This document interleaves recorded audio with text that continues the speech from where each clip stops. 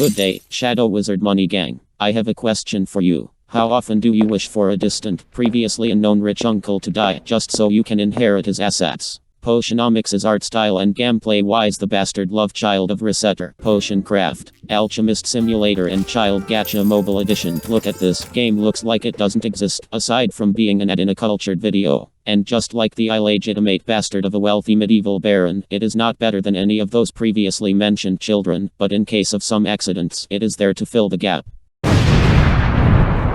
You play as Sylvia, a recent chemistry graduate that has just inherited a potion shop in post-nuked Madagascar after her uncle died. I mean dead as in disowned, since he transitioned to his fursona in the hopes that his niece would inherit his debts and, consequently, she would be sent to the gulag for not making the deadlines, clearing the debt allowing him to live a life of debauchery and sodomy for the rest of his life. What a hero. So how Sylvia pay big debt? By doing a little chemistry and focused marketing, hoping to be influential enough to participate in a drug tournament. She can then finance the production of drugs, make the strongest potion, and win the prize. Didn't bring your strongest potions? That's fine, as long as the drugs are good enough. You can just scam the judge to victory by making him your simp. Each potion requires a certain amount of color, divided into red, green, yellow, blue and purple, each potion with their own ratios. Ingredients have certain amounts of color, so the secret for the strongest potions is to put highest amount as possible of color required while keeping the ratios intact. Each action in game takes time. Opening the store takes time. Going out your chamber and touching grass takes time. All while other actions, such as hiring a random jobber to go fetch new ingredients in a dungeon or brewing a potion, require a certain amount of time to pass for them to be finished. You can also spend time with your business contacts, but like in real life, human contact is optional, only currency is your friend. To make the pocket money required to make your tournament drugs, you'll need put potions on shelves and open the store to sell them in a card minigame.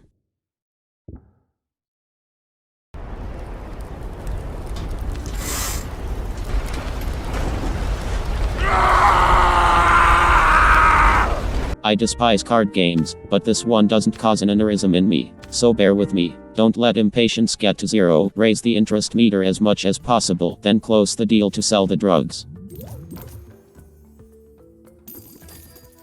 How's the story, you ask? I saw better screenplay, direction and character development in Gimme a Ride Bitch Hike than in this game. Every twist can be seen from 300 kilometers away if you put half your brain into paying attention to what characters say, with the only likable character being a literal box. But let me come clear, and yes, I know, my whole 00 null subscriptors will be disappointed in me, but I didn't finish the game because it was boring to finish it. The gameplay loop is: buy ingredients from town, invest in random e-girls to get new ingredients, or simp, safe investment in Majimin's production, for short, make potions for profit and ones for the tournament, sell potions in the minigame, rinse and repeat till the debt is paid, right? Well, that's good, and all the problem is that it never deviates from that. Making high-level potions, it's not different from low-level ones. You chuck ingredients in the cauldron, big number ingredient make big potion, and bam, lean. Well, it might be the process of getting new ingredients that is exciting, right? No. You send the e-girls by paying them and loading them with drugs, like quote-unquote real e-girls, and they come back with loot that it's mostly RNG based, nothing exciting there. So the reward for grinding is the story, and let me be honest, I'd rather spend my time reading comics about busty anime women. Yes sir, yes sir, yes sir. Or you might say maybe the selling minigame.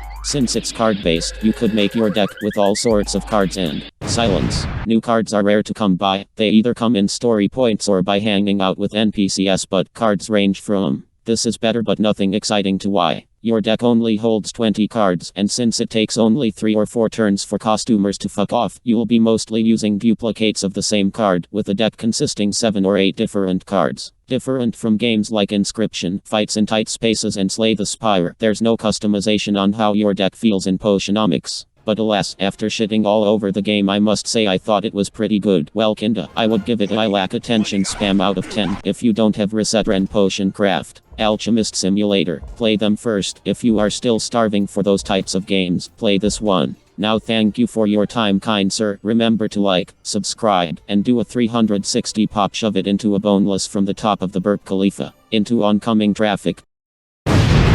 Go for the high points, always, and have a good day.